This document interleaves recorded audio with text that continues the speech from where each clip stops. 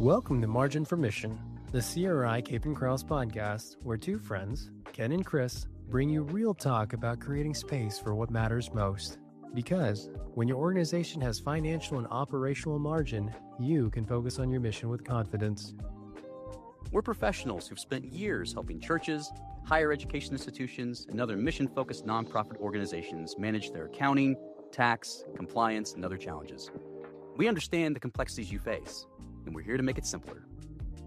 In each episode, we'll dive into practical insights on leadership, operations, and the everyday challenges of running a nonprofit without the jargon. And we'll talk about life, too. Family, faith, quite a bit of football, and finding balance in a world that rarely slows down. So whether you're managing budgets, leading teams, or just trying to keep your mission moving forward, you're in the right place. This is Margin for Mission. Let's get started. Well, welcome back to another wonderful episode of Margin for Mission. I'm so excited to have our guest speaker here, Kelsey Helmick, join us too as well.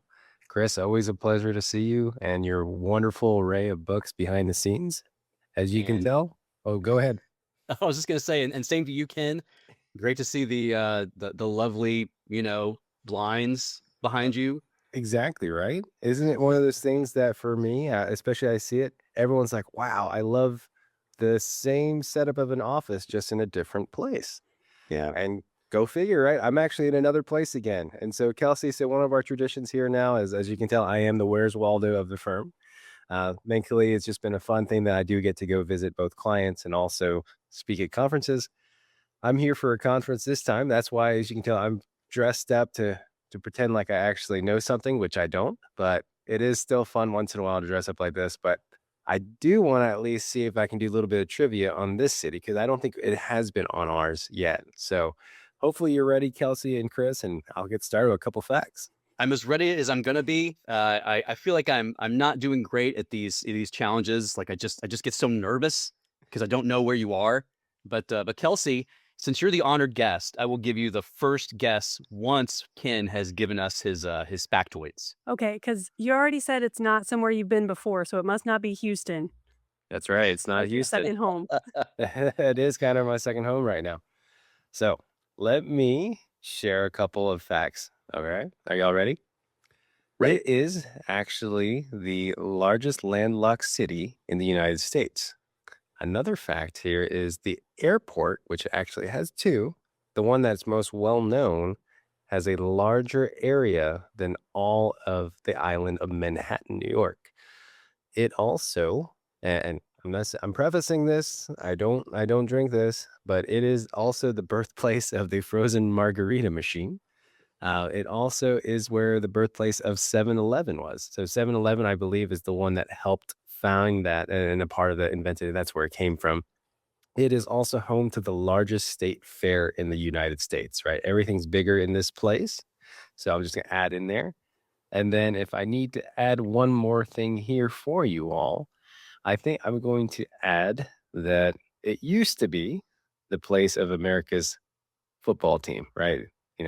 I'll just pause at that. I'm sure we just lost another group of listeners, and Chris is shaking his head. He knows what I'm talking about. So I'll pause at that, Kelsey. Well, now I feel like I'm going to get it wrong. Kelsey's like, the Carolina Panthers are America's football team. Yeah, Everyone knows this. Yeah, the Carolina Panthers. No. North Carolina needs more professional sporting teams. Although we do have the Hurricanes, which is the only one I care about. Yeah. I'm thinking Dallas. I don't know. You are correct. It is Dallas. So I'm actually here for a church conference. I always enjoy coming to Dallas here. I actually have some family here too as well, so I get to see them every time I'm here. But everything's pretty fun here in Texas. It's always one of those things where I think a lot of what happens, there's a lot of great ministries here too as well. And so Dallas ends up being kind of a hub, even in a lot of faith-based areas too. So it's one of those things where I'll probably end up being in this same location in the future. But for now, it's been nice that each of my episodes I've actually been in another place. So anyways, so just kind of like talking through what our episode is, I want to preface as well with a little bit of a story, right? As you can tell, our biggest focus on this episode is talking about God's design in terms of what he had created for personalities and some of our strengths. And I even like thinking of it from a practical perspective. And then, this is the only part where I talk a little bit about family, but it's so amazing how you start thinking about how God has created people that even for ourselves, like myself and my wife, we have very outgoing personalities and all like that. But then also, what ends up happening is your kids have different personalities too, right? And I think about it, our oldest is very much a rule follower right now. He wants to be the leader. He wants to kind of set the kind of standard. Whether his brothers want to follow him or not is a different story, but that's what he's wanting to do. He wants to kind of go by the rules as much as possible. Very determined as well.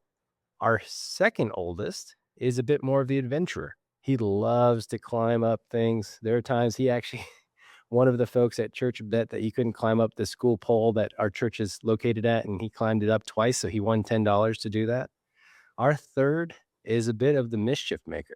He's the one that loves to be kind of a go with the flow, but at the same time likes to cause a little mischief because with his smile, he gets away with it. And then our last one, our youngest, definitely lives by the term toddler, which our family created an acronym, which is Tornado of Doom, destroying literally everything reachable. And that fits my youngest to the T. And it's one of those things you start thinking about just personalities, how interesting it is that they all come from my wife and I, but at the same time, they have their own uniquenesses.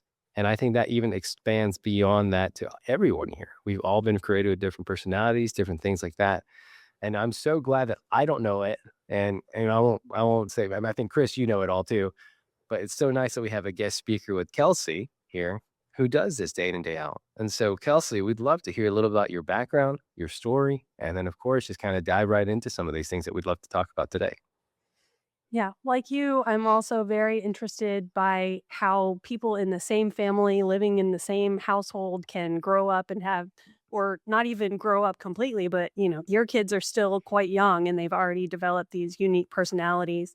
My brother and I are completely opposite, and to the point where I'm the oldest sister, so obviously I know what we need to do in every situation. That's right. But one thing That's I can right. guarantee is that if I tell my brother, I think you should do this, he's going to do the opposite of that, just because I said I think this is what we need to do. So um I guess you could say I started becoming interested in different personalities when I was younger, growing up with my brother and realizing how different we were, how different my parents were from each other, but yet they have like this united front in parenting. Um, I grew up, my dad has worked for Samaritan's Purse since almost the beginning for 45 Wonderful. years. So I grew up with that ministry and seeing it be very, very small and then grow to very, very large. I worked there for a while too after college. My dad and my brother still work there. And just seeing the different roles that my dad had in the ministry and all of the people that he interacted with and the things that he thrived in, the things that he didn't necessarily thrive in. He likes to be with a lot of people, so putting him in charge of the mailroom was not necessarily the best spot for him to be in. So I kind of got to see how he shifted around to various responsibilities within that ministry. And it's not common even now that people will stay somewhere for their entire career. He's been there for 45 years, but he It's still like, has amazing. found a way to kind of grow and make the job kind of fit his personality as he gets older too. And then also kind of build a department around the work that they do and kind of what he has learned throughout the years. So growing up there, I knew that I wanted to work with nonprofit organizations after college. I went to Liberty University. The classes that I loved the most in my business management degree were the organizational behavior classes. There were two of them that we had to take. And I the class seemed like it took 5 minutes. It was like blew by. I loved every minute of it. I understood it. I had an argument with one of my professors about whether leaders are made or born, and that was like the first time that I ever thought about that concept. And oh, it's not just black and white. Everything is, what the textbook says, but you can actually have discussions based on the things that you're reading and kind of adapt the way that you think about things. So then I finished college, worked at Samaritan's Purse. I was in the president's office at Samaritan's Purse, just like a staff assistant. I was like, I got the jobs that nobody else wanted to do. They were like, Kelsey's oh, a but big deal. Kelsey's here. Don't listen to her. Thing. She said she is a big deal. That's right. Let's positive. Yeah. No. Sorry, Kelsey. Keep I going. was the smallest deal in a department that, had connections to all the other departments. But I felt like being in that spot, I was able to see all of the different departments and how they worked together, and the opportunities for growth in strengthening communications. There were a lot of people that I worked with or I knew about who entered the ministry to work in one specific role. And then they realized, oh, but I kind of want to get some training to move into a different role. And not that it was discouraged, but it was just like, we have enough going on. We don't need to worry about trying to train you to get to the point where you can then shift over to another role. And that kind of bugged me because I felt like it opened up the opportunity for people to get burned out in their current role if they were not given the opportunity to flex into a different spot where they might be a better Sure. fit or where they could flex a bit more. So then for my husband's job, we moved and I started working at another nonprofit organization where I saw the same thing. And then I got so motivated to maybe make a difference or learn more about organizational behavior, this idea of getting the person job fit together and the person organization fit together. You don't just have to have one or the other, you can have both. So I went back to school and I got my master's in applied psychology, which was like half organizational behavior and half consumer behavior, which is like the marketing side that I did my undergrad in. Doing the organizational behavior work and all of the research and getting the training was really eye-opening for me. And as a part of that, I had to write a thesis and do an internship at the same time. And I was talking to a college roommate of mine, and I was like, I don't know where I'm going to find an organization that will take me on to do an internship and make my internship be my thesis project, because I have to do them at the same time with 2 kids in preschool at home during the summer. So I was talking to my roommate who had worked at CapinCrouse, and she said, I think they're trying to start a consulting department. Why don't you reach out to Stan? So I did. And that's how I landed here. Stan Reif, who's the leader of the consulting division at CapinCrouse, accepted me for this internship and thesis project. And I actually got to reach out to clients of CapinCrouse and find out my project was on intrinsic motivations and how people that are working for nonprofits are primarily motivated by intrinsic, like the person organization fit. They are passionate about the mission of the organization. So they work in whatever role is available at the time with, going back to the Samaritan's Purse days of, I want to be here, but I also want to have fulfillment in my work. So what does that look like? Right. So that was my project. And then I've been here for 6.5 years. I do a lot of compensation studies, but I also recognize that the compensation piece trickles down into the culture piece. We're paying you this much for this job. Okay, well, what does that mean to the person who's getting the compensation? We value you at this level. And is that the extent of the conversation that you have with them? Or is the organization kind of pouring into them in other ways as well? One of the ways that I see the organizations that I work with pouring into their staff is by asking them, how are things going? We recognize you as a person. We, understand the things that you're bringing to the table, and we want to hear how your experience is going. So that's kind of how I'm brought to this table today, is talk a little bit more about that. Man, that's a really rich origin story, and there's just a lot there. And I'm thinking that over the course of however much time we have in this podcast, we'll be unpacking some of those things. I'm curious though, if we can go back to Kelsey, way back in undergrad, who was asking that question of are leaders born or made?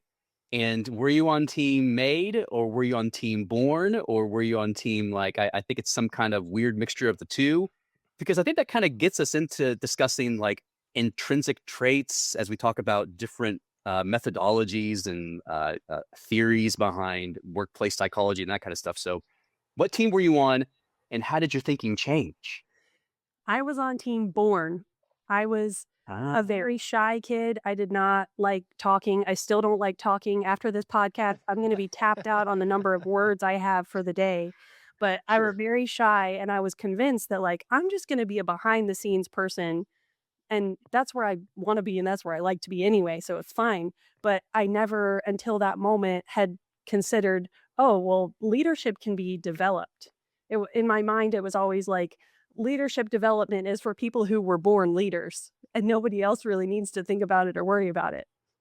That's right. That's right. Well, and I honestly was on team born as well for a long time, because I too, little Chris way back in the day, super shy, super retiring, didn't want to make a fuss, didn't want the, the spotlight, the heat on him. And as time has gone on, and I've begun to realize, wait, like leaders can show up in different ways, and studying like the theory, the history, reading biographies, and realizing leaders can be introverted or extroverted.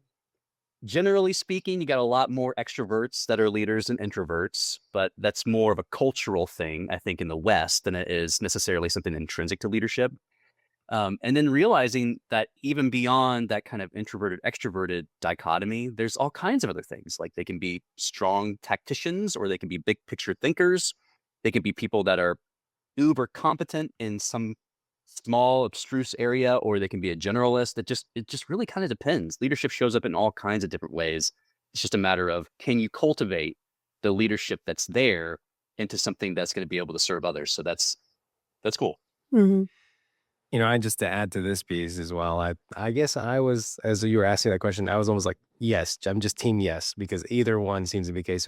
But this is where part of it is, as life progresses, at least this is how I've seen it now, is even the approach changes too as well. I think we've all talked about it, is like when we were younger. Yeah. Myself, I was actually a pretty quiet kid when I was younger. And then suddenly over time, as I developed, whether it's probably my environment of friends who are a lot more outgoing, I became more outgoing. I got a little more comfortable with that, but then I was still scared about speaking in front of people.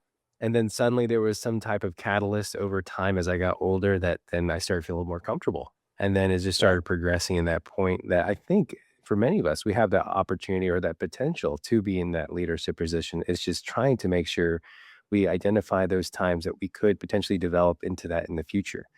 And I think, this is where even thinking about and some of the tools that have been out there, I think it's great that ministry leaders would be able to utilize something like this. And I think that's why some of our ministries have been asking about using these types of tools, because they know that there's something out there about there are different personalities. We always talk about the concept of God's design when it comes to being a diverse level of personalities and characteristics, but then even spiritual gifts. I think we all grew Hmm. up with the term spiritual gifts. What's your spiritual gifts? And a lot of people end up easily defaulting you just based on what they see initially. Yeah. I think what, and I'm about to make an admission here too, is one of the things that we had done when we were new members and all that, when we came back to our church in Atlanta after moving from Texas, was I think people initially thought that because we had 4 kids, that by default, one of my spiritual gifts was to be in that childcare, taking, teaching piece. And ultimately, over time, I just admitted, hey, y'all, let me just confess. I may have kids, but spiritual gifts of taking care of kids is a different story. I'm happy to keep helping. But after time, it's just like, oh, we thought, just because of that, we don't want to make those assumptions anymore. We want to make sure we find the right spots too. And I think that's why for leaders, it's so important that they have to get in tune with not just their staff, but even volunteers. That I think it's helpful for them just to have some type of self-evaluation of how they think are their strengths, potential Yeah. weaknesses, and areas for improvement too as well.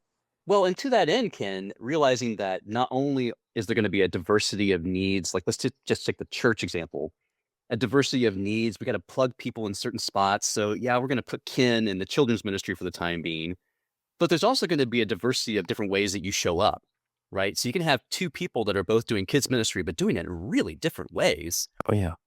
Contrary to your example, maybe they're both loving it because they just love kids. but one's more focused on I don't know, like the fun. Let's like build some relationality here, and then the other one's more focused on grounding them in the word. And not that it can't be fun. That could be deeply fun, but it's they just have different different like emphases. Sure. Yeah. I'm laughing because I remember when I first time walking into the 2 to 3 year olds, you can tell they all looked and they're like they could smell fear because I was like, I don't know what I'm about to get into. But that's again, that's where part of it is. Water. Exactly.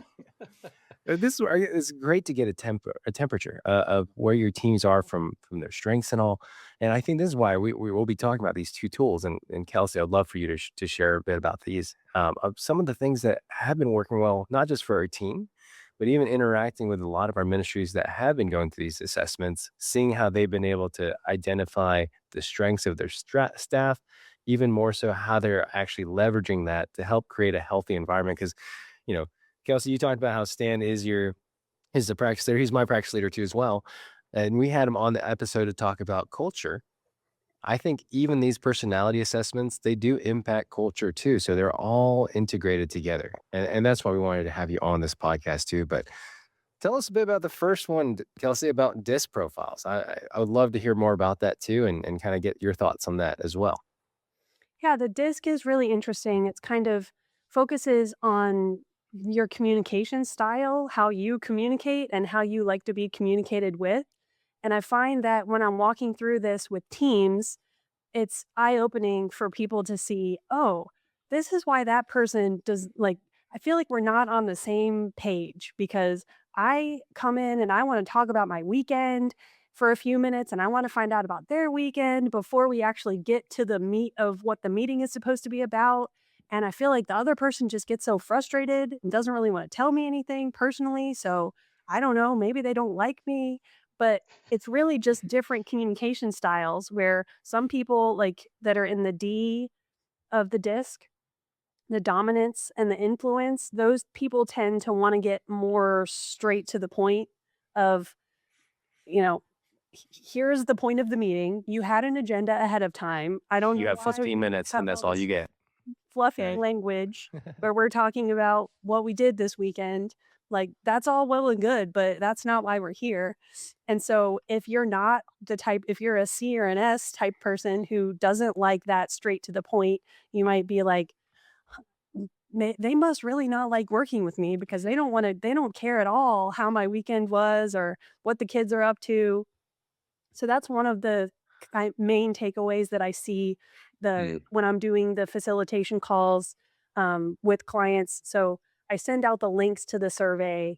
I get the results of the survey. I compile them all and kind of cluster people together who are similar styles. And then I'll do a call with the whole team where I walk through a presentation of here are the 4 different styles in the disc, and here's where all of the people on your team fall. And then, I kind of try to pause. People sometimes don't like to interject their thoughts in that moment, but sometimes they do. And they're like, oh, this explains why our weekly stand up meeting is always like feels so tense because half the people there just want to get to the point, and half the people there want to get to know each other a little bit better first. Mm. And so it's like, we're not on the same page at all in terms of how we like to communicate. And I found that going through this assessment and kind of getting a better understanding of how everyone else on the team likes to communicate is really helpful in getting everyone on the same page and Yeah. recognizing like you might have to step out of your comfort zone for 2 minutes to ask them how their weekend was before you get to the point in order to like build that rapport. So, Kelsey, for the benefit of our viewers slash listeners who may or may not be familiar with the disc, would you mind kind of giving us like a 15 to 20-second snapshot of each of the letters in the disc, and because that may be helpful for those who are unfamiliar. Sure. So the D style is dominance. And the D style, here's just some um, high points: driven, direct, decisive, strong-willed. Those people, the Jerks. question that they're asking is, what's the point of playing if winning isn't the goal? Mm. Sounds like Mm. my Um, oldest. Keep playing. I don't know anybody like that. The I style is charming, collaborative, energizing, trusting. The main question or the quote for the I style is whoever is happy will make others happy too. Sounds like my second oldest. You going? Just kidding. The S You got all the style. R's. I know. That's why we only had 4 because dis only had 4. If it was dis with an S, we would have 5. Go 5, yeah. Sorry, Kelsey. The S style for steadiness is calm, patient, predictable, deliberate. And their quote is the invariable mark of wisdom is to see the miraculous in the common. So that can be a little bit more bigger thinking, bigger picture. Sage. Yeah. The C style for conscientious is cautious, systematic, private, and objective. And their quote is, it takes less time to do a thing right than to explain why you did it wrong. And I laugh because I feel like everyone on Ken and my team, not everyone, but almost everyone is a C, including myself. And we all struggle with delegation and training other people how to do tasks. It's just faster for me to do it myself. That's right. And I feel That's that right. way with my kids too.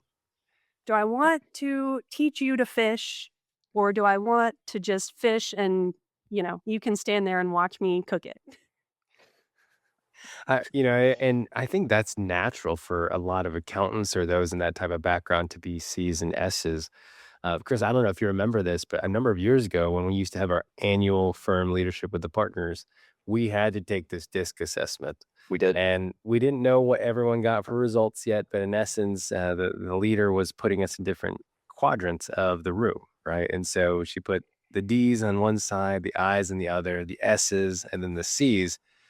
And she let it just kind of sit there for like 5-10 minutes. And she was essentially saying, okay, so we're going to talk about this. Have you noticed anything about this? And, we were all just kind of looking at each other. And she's like, well, you notice the D's, they're over there looking at their watches because they want to get things going. They're like, come on, let's go. And you got 5-10 minutes. That's why I was just kind of joking about that. You got 15 minutes thing. The I's will not stop talking because that's their whole personality. You and I are I's in this case. The S's are sitting there listening, waiting for everything to continue when it's time. They're very patient. And the C's are working. They're actually on the computer. They were typing away and doing that. And that was where you just start saying, that actually does make sense, especially when you start thinking about how even a lot of the I's, such as Chris and I, we're the ones that are going out to conferences. We're there shaking hands. We're talking to folks. We're making potentially, a lot of us are in that business development side, while other folks really work on other areas on the engagement piece, right? But that's where you find that nice balance of, for myself, I love interacting with people. I can run a mean audit. I was a recovering auditor myself, but it does not spark joy for me. But I do love that we have folks at the firm that find joy in that piece. And we find that way of leveraging those types of strengths too, even with looking at something like a DISC profile. So I don't know if you remember that, Chris, but that's what I was just remembering about that piece too. Oh, yeah. Well, if everyone were an I, then, it'd be tough for the work to get done. That is for sure. That's why they send us out every time now, Chris. But, dude, it'd be fun for a while, wouldn't it? It would. It would. But it's interesting, right? Because that reminds me of literally the Apostle Paul when he's talking about the body of Christ in 1 Corinthians. And he says, if everyone were an eye or if everyone were a hand, etc. And it's like, no, we need each other. And to the extent that we can have an appreciation, understanding for the way that someone else shows up in a workplace environment versus the way that I'm showing up in a workplace environment, it seems like that's going to be really key. And Kelsey, kind of back to you and what you were saying about running through this with your, the teams that you work with and how they begin to understand, oh, so this is part of the reason why there might be some kind of conflictual things that happen during our stand-up meetings or regular weekly meetings or whatever. Can you walk us through like how they go from, okay, I noticed the conflict. I now understand more about my boss or my subordinates or myself, and then kind of the concrete changes that happen as a result of that. It sounds like you were kind of cluing in on communication, but if you want to expand upon that, but also talk about other things, that'd be great. I think it comes down to consistency. So you can't just take my one hour presentation where I walk through all of this and be like, okay, everything's solved. I understand everything perfectly. It doesn't mean anything until you have that first conversation or conflict or not disagreement necessarily, but just being on different pages, and you remember, oh yeah, you're a type D and I'm a type C, and we're going to talk about this differently, or we have different expectations. So one of the roles of the leader who's been involved in this process, who likely is the one who asked us to come in and facilitate these assessments, is they kind of have to become a subject matter expert to a certain extent, so that Mhm. they're the one that are, okay, you guys are having this issue. Remember what we talked about with the disc assessment and the differences in the ways that you two like to communicate or approach work. So at that point, it kind of, I pass off the mantle to the leader who brought us in, and they need to consistently kind of bring it in. One of the things that we talk about a lot with these assessments is now you all have this common language or a common understanding of a thing. On our consulting team, we they're my guinea pigs, so I make them do all the assessments, and I Yep. use them as like my beta testers. But we also do a lot of we read books together that are Yeah. might or might not be related to communication or work style, but we're all reading the books together. One of the ones that is Stan's favorite, and he might have even brought it up on the episode, was Know What You're For by Jeff Hmm. Henderson. He did. Yes, he did. Yeah. He did. See, I know. He's consistent though, Yeah. Kelsey. You He gotta admit. is. Oh, He yeah. is.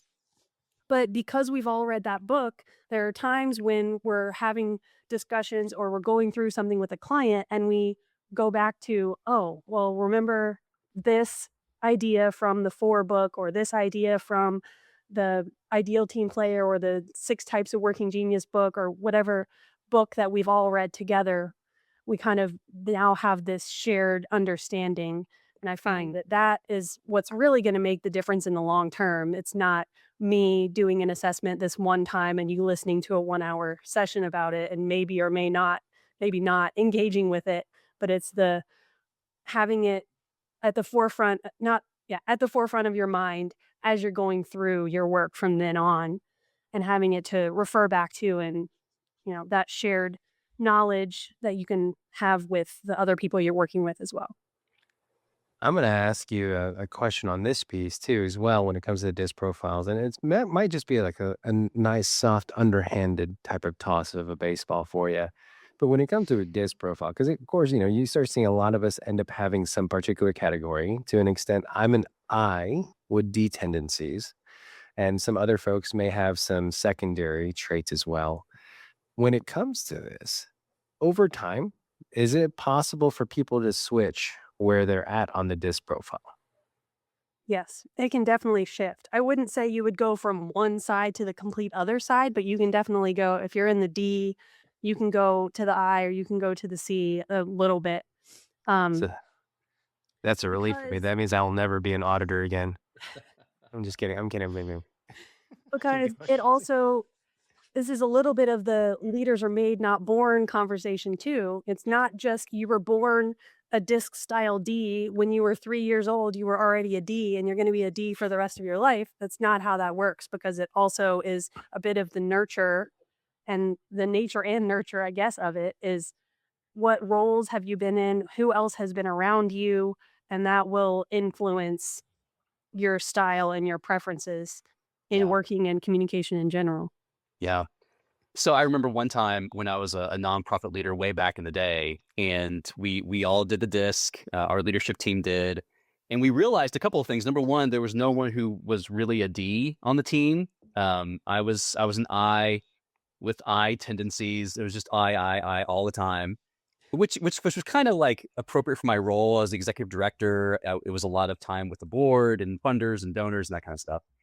And then we had an S and a C, and then I think maybe another C in the mix.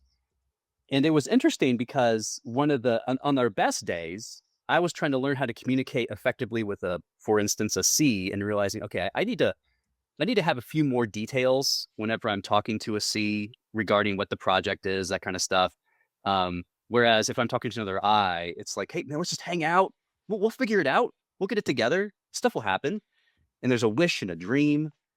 And then on the darkest days, we would sort of pigeonhole each other, and we would do it in good fun. We'd be like, "Oh, that's such an S thing to say," Or what would happen often with me is like, dude, you're not really going to do anything because you're just such an I. And my heart hurt. My heart hurt, Kelsey. And so I'm wondering for you, what are some of the kind of, for lack of a better term, dark sides that will sometimes pop up in utilizing, yes, DISC, but maybe other personality profiles or some objections that people bring to the table whenever you're coming in to do these sorts of personality assessments? Hmm. I think you use the word pigeonhole, and I would say that d- saying that you are like this is your identity. You are this and Mhm. only this, or you are these three assessment results and only that, and you can't ever do anything outside of those tendencies of those assessments. I would say that um, because we all recognize how much we change over the course of years. So we need to give others the grace and the space to also change and recognize that they can shift as well. So I would say associating with someone's type, disc style, or working genius, etc., or their Myers Briggs with them as a person is not ideal. Sure. And I'm guessing what you're saying is like it's not always set in stone, but there's always the consideration that we have to be flexible. And that's where even part of it is from a church perspective, knowing that over time things can change and we're not just going to say because Ken, you're an I, you're always going to be that way. I feel like to an extent I am, but that's where part of it's saying that there's no guarantee that's going to be the case. I am curious, Kelsey, on this other thought coming from a ministry perspective, because you start thinking about the body of Christ, we all have different strengths as well. If I think of it from like a church perspective, and if you were to put different positions on a disc profile, not saying everyone's going to be in this position, but some prevalences of what you see are this case, where would you say many of the, let's say, the senior pastors versus the executive pastor versus a student pastor versus folks that are in the support staff? Where do you think? Because I know we know that from the accounting side, a lot of us are S's and C's, but we still need some D's and I's as well. Where would you say some of those different categories fall from just overall trends that you've seen as well for those particular positions? Hmm. So there's a level of the D, the dominance and the influence. I would say a blend of those two are the ones that tend to be more of the pastors, the senior pastors, the executive pastor.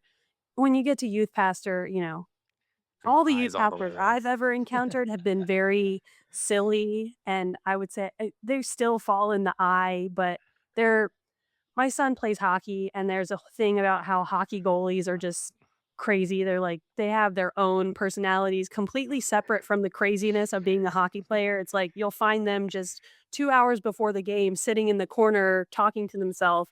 Like, I kind of think that with youth pastors, and actually the church where we attend, the youth pastor is a hockey goalie. So maybe that's why. Oh, that's funny.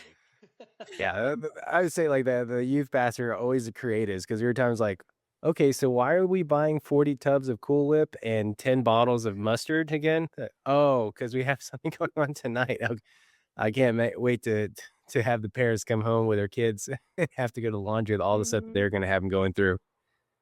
Yeah. And then with support staff, I see this at churches, at CapinCrouse, at schools that I've done this with. The support staff are generally the S's and C's, mostly the C's, actually. And there's I see a correlation between that breakdown that I just gave and the working genius assessment uh, segments of each of those people as well. So, That's yes, awesome. that's interesting. Yeah, That's I think hilarious. that's kind of in line with what I was thinking too, and that's where just hearing it from you because you do interact with a lot of different ministries is the fact that like we see at least common themes, but it doesn't always mean that that's going to be the case, right? There might be a chance to an extent that a pastor for a smaller church may have a mix of those different personalities because they have to wear different hats. Not every church has an executive pastor or a student pastor, and so they have to be flexible. They have to adapt, and I think that's one of the things that if I ever think about this disc profile is it has helped me not just figure out where people are potentially land, but it helps me then like essentially adjust how I'm going to approach my conversation with them. Especially for eyes, I'm probably going to spend an extra 10 to 15 minutes asking them how things are their weekends, because they're probably going to spend 14 minutes sharing about that out of the 15 minutes. And then S's and C's, they may just want to kind of talk a little bit, but then they want to listen and then let you lead a little more on the conversations. While the D's just want to go straight to it of saying, hey, we have 15 minutes. Here's what we got going on. I'll catch up with you tomorrow. And that's where I think part of it is just being reminded that this is just meant to be kind of a way to get that temperature read, not saying that this is all set in stone. Think the same way too, Chris? Yeah, I think so. I think so. It's interesting, right? Because when I was trained on DISC, the way that I was trained was you need to learn the tells of these different personality types. Because my first encounter was at a fundraising training that I was doing, and they were saying like, here's how you communicate with a funder who's potentially a D. Here's how you communicate with someone who's potentially an I, et cetera. So it was very others focused, not really focused on how you experience the world, but really trying to figure out how to communicate with those of different personality types, which I think is super helpful. You don't want to become reductionistic and say, hey, if you see a dude looking at his watch, that's an automatic D move. It's like, well, I mean, maybe, but maybe like something's going on. He's running late to a meeting or, who knows? So just being able to say, yes, it's a helpful tool. Don't overly simplify. Don't make it reductionistic, but use it for what it is, which is kind of a helpful way to communicate with other people of differing personality styles. And that's where I've seen the most payoff for me, being able to realize, okay, if I'm talking with a person that I know is a D, so this is where I see the most payoff in my own experience. Like my boss at CapinCrouse, I know he's a D. So if I'm coming in ready. Like I'll ask a question because, we're humans and we care about each other and we're Christians, right? But he's really going to want to jump in full throttle, which I just need to kind of roll with that. And then if I'm talking to someone else who's not a hardcore D, but maybe is an S or a C, then that's going to change the way I communicate with them. So I've seen that really be helpful when we've both taken the same assessment. Kelsey, to your point, we have a shared lexicon. We have a shared experience now. And so we're pulling from the same hymn book. Chris, I'm laughing because, I know your leader too as well. And it's funny because, when we went through the disc profile, he was like, Ken, I'm going to do so much better. So like my next meeting with him, he goes, hey, Ken, how's your family? And after I answered, he goes, okay, let's get to it. And I'm like, hey, we're doing great. You're doing great. You're one step at a time. That's perfect there. That's right, man. That's right. Let me say this too. Like I know that this person that we're all talking about, he cares deeply about me and my family, and he cares deeply about the families of those who are, on his team. But it's just going to show up a little bit differently. It's going to show up in a D way, which is like endlessly fascinating. That care is there, but the care is going to present itself in a different fashion based upon personality type. Absolutely. Well, Kelsey, I know we have one other tool that we've seen a lot of ministries using as well, and I want to make sure we have some time for that. And we'd love to hear more about this other one called the Working Genius. So share a little bit about that too, if you can, Kelsey. Sure. I love the Working Genius and I talk about it all the time. I got introduced to the Working Genius through just reading some of Patrick Lencioni's other books. I read The 5 Dysfunctions of a Team and then The Ideal Team Player. And at some point I must have gotten on an email list because when he came out with the 6 types of Working Genius, I got, I became aware of it. I bought the book. I read the book very quickly. I took the Working Genius assessment and immediately I was like, this is amazing. I made my husband take it. I made my brother take it. Had all these people take it. And then I think Stan became aware of it around the same time. So he and I kind of both came to each other and we're like, we need to do this Working Genius. So we made the consulting team do it. I went through the facilitation, like the certification training. So I learned a whole lot more about it and became, even more obsessed with it at that point. And now we offer it to our clients. And I've found that it really, really helps in the moment. Like it's in the same presentation with the DISC assessment when I talk through, here are the 6 phases of the Working Genius. And here's where everyone in your team lines up. And then I also get feedback on this one from clients who are like, that helped our weekly meeting. It helped, our email communications, etc. So I won't go through all of the technicalities of the Working Genius, but the idea is that there are 6 different phases to every project or problem. And if you think about it as being in an airplane, so when you're at, cruising altitude of 30,000 feet, you're in the wonder zone. So wonder is like those big questions of what is the problem we're trying to solve. Um, those I'll leave the wonder questions to people who like to be in the wonder realm. I do not, so I try to get out of there as quickly as possible. Then you get a little bit closer to the ground and you have invention. And that's where you kind of brainstorm all the potential solutions to this problem or ways you can approach this project, regardless of personnel or time or budget or any. It's just like throw everything out there that could possibly work. And then you get a little closer to the ground and you have discernment. What's actually feasible in this situation? We don't have $5 million. We don't have a team of 40 people. What can we actually do? And then you have galvanizing, which is looking at we know what we're going to do. We have a time frame. Who's going to do what? Kind of the parsing out of all the different responsibilities and getting people excited about their part. And then you have the enablement. And enablement is kind of I think of it as the project manager. So everyone knows what they're supposed to be doing by what time. So I'm the enablement and I'm going to check in with Ken and say, how's it going on getting that presentation ready by next Thursday? Do you need any help? Oh, so and so's on vacation. Let me see what I can do to get you that other document you need. And then the landing the plane is the tenacity of just completing the work, getting it done across the finish line, no matter what has to be done, a few late nights or pulling in extra personnel. I'm going to get this project done. And the idea is that there are 6 of these things. So everyone has 2 of these that are their areas of genius. Those are the things that bring you joy and fulfillment. You can do those things all day long and not get burnt out doing those 2 things. Everyone has 2 of these that are their areas of competency. They do bring you some joy and fulfillment, but you also can get burnt out if you have to do them too long or too often. And then 2, everyone has 2 areas of frustration, which they would rather not dwell in. I already said one of mine is wonder. I'll leave that to the professionals. I don't like to think about the big questions of life. And I have a 8-year-old who asks me very theological questions. And Love it. I have to take a deep breath. And, she needs me in this moment. I have to come through with an answer. Why, Kelsey? Please don't Why? ask me. Always the why. Yeah. So that's the whole idea. And with having 2 areas of genius, thinking through, okay, here are the 2 areas that I really like to work in.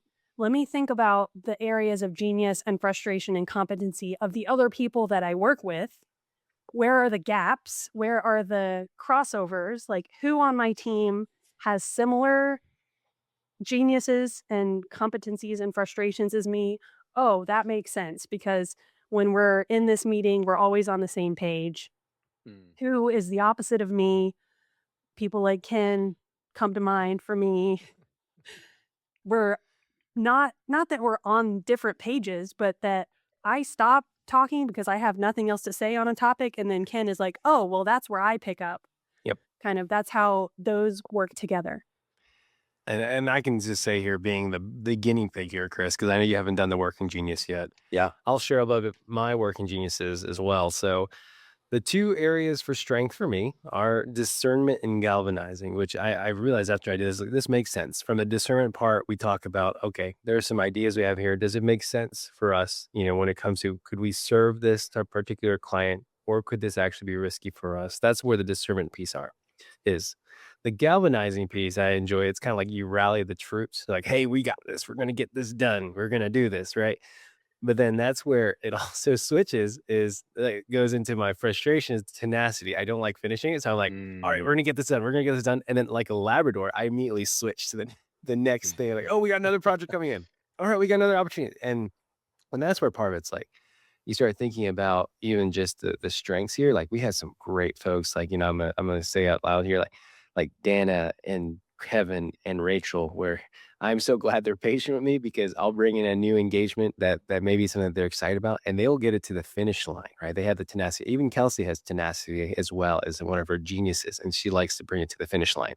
For me, I guess it means that I could probably start on a project, finish halfway, and then just get set to another one. And that's where, it's so great we have different folks in this thing. Because again, if we were all discernments and galvanizing, we'd be all excited, cheering each other on, but we wouldn't get anything done, right? And if we were always just doing wonder, we wouldn't really have anything going on because we were just thinking about, oh, what if we do this? What if we do this, right? And for me, actually, the wonder is not a strength for mine. It's actually a frustration. People get surprised about that, but it's because like for me, I'm enjoying other things too of, hey, other folks have better ideas. They have more creativity, right, Chris? Accountants, we get creative, we go to jail. That is why That's right. it is not on in our radar for that.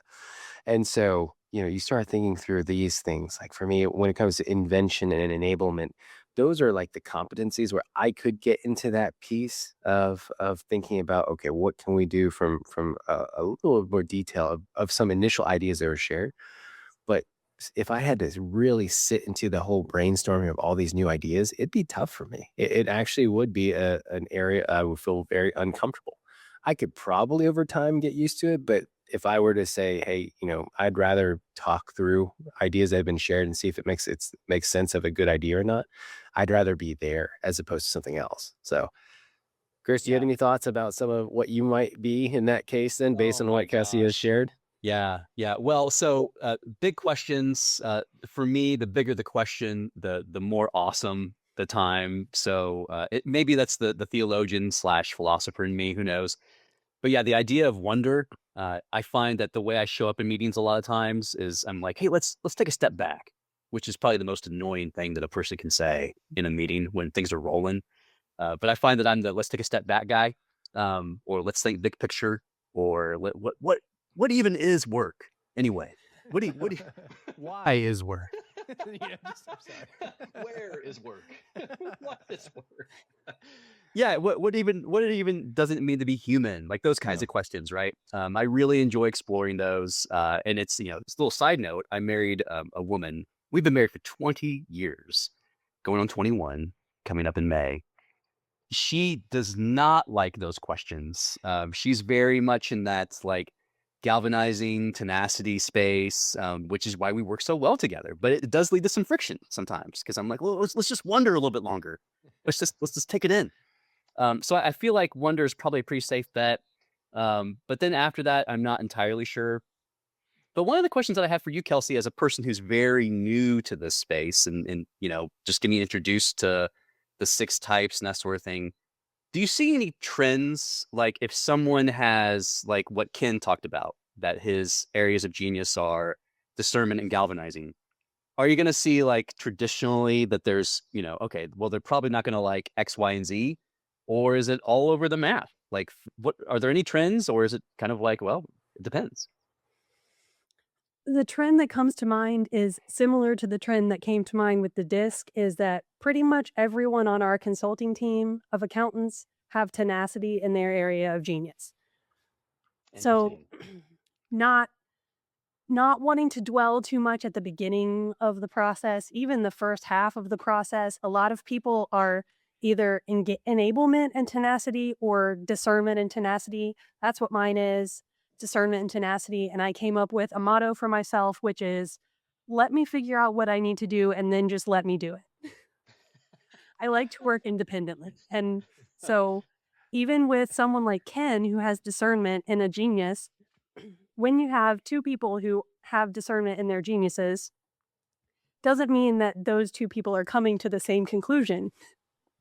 So Ken and I might look at a brainstormed list of the potential solutions to this problem or how we could approach this project and have 2 different ways of looking at it. And then it's just who's the most stubborn about it at this point, or in Ken's case, who has the capital P partner behind his name. Well, that's fair. That's fair. Let's get the So juice. my husband also has discernment in his areas of genius. His are invention and discernment. And so there's actually a name for that in the Working Genius lexicon, is the ID loop. And so that means that he brainstorms all the potential solutions And then without leaving his brain, he comes up with what we should do in this situation. So he'll come to me and he'll say, here's the problem. Here's how we're going to fix it. And I'm like, whoa, whoa, whoa. I want to be a part of determining how we're going to fix it. Yep. So um, that's another trend is just because you have the same genius doesn't mean you're always going to be on the same page. But it does I'm mean that you're going to recognize that that person also is bringing something to the table. And like, maybe we do need to sit in this space a little bit longer before we just move on and galvanize. Yeah. Yeah, I'm looking at the list right now, Chris, for the entire consulting team. I'm like, oh wow, I am very much the only tenacity, the one that has tenacity as a frustration. There's some that has it as kind of like a close second to last, but for me, it definitely does play a bigger role because that's where part of it is. I love how we do this makeup of folks that do love following through the engagement piece of getting the project done, seeing the client served well.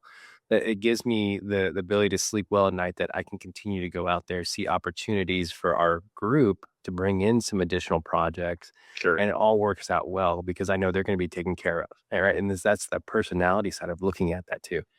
And I think about that too from a church perspective of saying you want to have the right folks there. You want to have the right folks being hired. And so, Kelsey, I'm going to ask you two questions. And the first one's going to be kind of loaded. The second one kind of goes into then like the next steps. But just like how we asked about the disc profile, as to see like what are some of the prevalent types? Not saying that every single person in this case, but what are some of the recurring themes of the working geniuses that you see for those same particular roles, like a senior pastor, an executive pastor, a student pastor, and then office folks?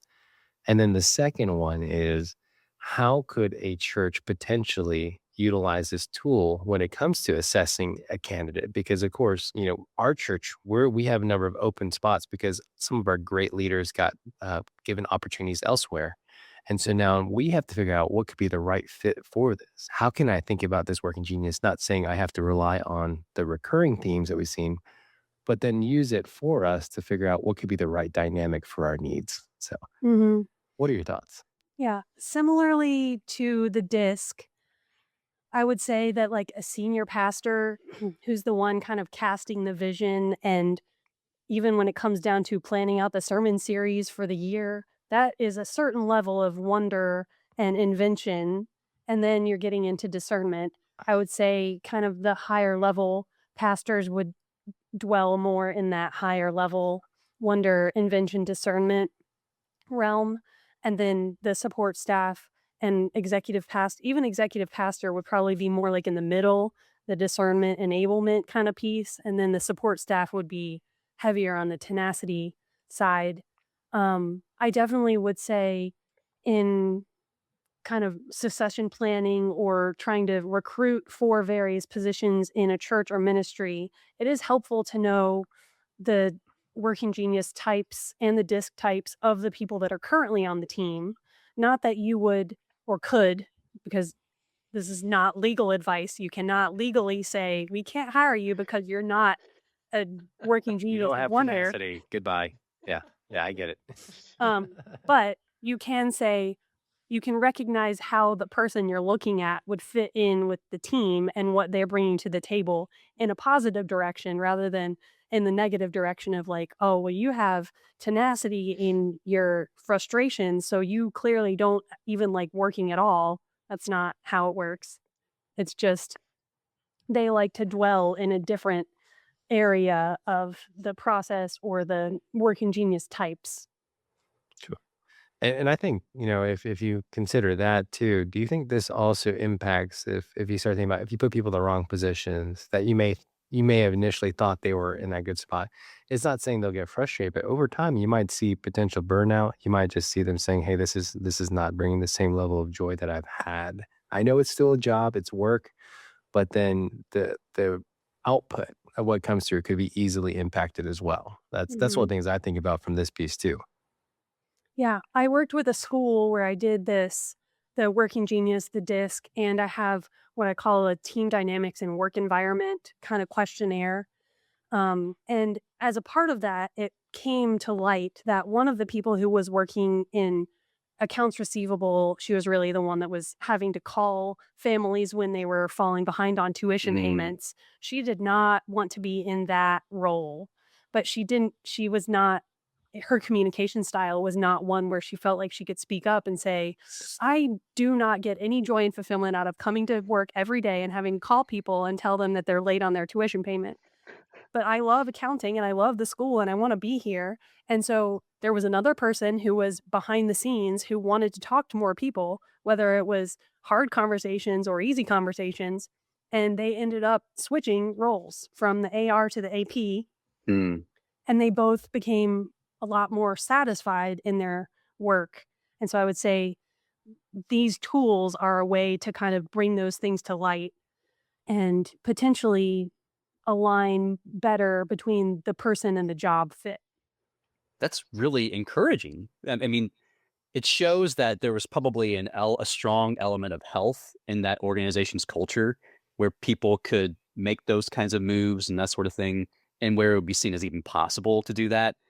But at the same time, giving them these tools to be able to have like a shared language to be able to say, hey, this is not my area of greatest joy. In fact, it's an area of great frustration for me, which is going to lead ultimately to burnout, loss of employees, and a degradation of culture and that kind of stuff. But I'm curious, do you find that organizations are pretty willing to kind of have that conversation if there's an employee who's like, hey, I'm not really in the right spot currently? Or is it more, this is just kind of depend on what the nature of the position and that kind of stuff? Yeah. My hope is that the organizations would be willing to have those conversations and take steps that, logical steps. We're not going to just create Yeah. a brand new job for you that has no job description just so that you can feel like you belong here. But I do feel like having these conversations and having these tools opens up that line of communication. And in the discovery process, when we're talking with the leader about the work that we can do, we kind of give this disclaimer, don't ask questions you don't want the answer to. Oh, yeah. Yeah. Don't tell people, don't give people hope that things can change if you're not going to change them. So that's more of a conversation between the consultant and the leader of the organization. And then the change management piece comes in of, we try to provide the leader with talking points and what they need to set the stage for what comes after this. But then it's kind of up to them. And hopefully they complete the circle and Yeah. leave it open for people to have that kind of 360 feedback loop. That's a really great reminder that leaders should not write checks that their actions can't cash at some point in the future. Like if you're going to put these tools out there and say, hey, we're all jumping in, we want to be more understanding of each other, we want to see how the team works together, and all those sorts of wonderful, wonderful sentiments. If you're not able to then actually put feet on that, then that's probably worse than not doing it at all. Well, as we land the plane too, Kelsey, I know we want to be cognizant of your time too. It's been super helpful to hear this too. I guess when you start thinking about next steps, if a ministry that's listening on here wants to consider using these tools and all, what do you think is a good first step for them to consider when it comes to implementing like a disc or a working genius for their staff? Do you want me to give the selfish answer or the more general answer? Whichever I would love to talk to you. Reach out to Kelsey. Yeah. Reach That's out right. to You're me. right. And I can facilitate the disc, the working genius. I've done Strengths Finder. I'm very familiar with the Myers-Briggs, although no one has asked me to do that in this capacity. But I also have, as I mentioned, that team dynamics and work environment questionnaire. And I've found that kind of pairing the assessments with the more qualitative and quantitative feedback pieces of the team dynamics and work environment questionnaires um, really gives a good picture to the leadership, and it gives a snapshot of where the team is to the team itself. A lot of times it brings a lot of self-awareness, but also it brings team awareness of, I understand myself better now, and that person also understands themselves better now. And so we can communicate better because we've, employed the use of these tools. Love it. They're you also can pursue the tools on your own, but I like talking about these things. Oh, yeah. Well, and I just Great. think lastly that when team members understand themselves and each other, they serve more joyfully, and then the ministry also thrives as a result too. Amen. Amen. Well, Kelsey, it was a pleasure to have you on our podcast. We're super excited about even potentially some other ones as well, where I'm happy to be the guinea pig again. So as you start getting some more other tools, we'd love to share it with other churches and ministries also too. So appreciate you being on this podcast with us. Thanks for having me. Absolutely. Thanks, Kelsey. Thanks. This is not a CPA firm. Assurance, attest, and audit services provided by CapinCrouse, LLC. Carr, Riggs & Ingram, and CRI are the brand names under which Carr, Riggs & Ingram, LLC, CRI Advisors, LLC, and CapinCrouse, LLC, and CRI CapinCrouse Advisors, LLC provide professional services. CRI CPA, CapinCrouse CPA, CRI Advisors, CapinCrouse Advisors, Carr, Riggs & Ingram Capital, LLC, and their respective subsidiaries operate as an alternative practice structure in accordance with the AICPA Code of Professional Conduct and applicable law, regulations, and professional standards. CRI CPA and CapinCrouse CPA are licensed independent certified public accounting firms that separately provide attest services, as well as additional ancillary services to their clients. CRI CPA and CapinCrouse CPA are independently owned CPA firms that provide attestation services separate from one another. CRI Advisors and CapinCrouse Advisors provide tax and business consulting services to its clients. CRI Advisors and its subsidiaries, including CapinCrouse Advisors, are not licensed CPA firms and will not provide any attest services. The entities falling under the Carr, Riggs & Ingram, or CRI brand are independently owned and are not responsible or liable for the services and or products provided, or engaged to be provided by any other entity under the Carr, Riggs & Ingram, or CRI brand. Our use of the term CRI, we, our, us, and terms of similar import denote the alternative practice structure conducted by CRI CPA, CapinCrouse CPA, CapinCrouse Advisors, and CRI Advisors as appropriate.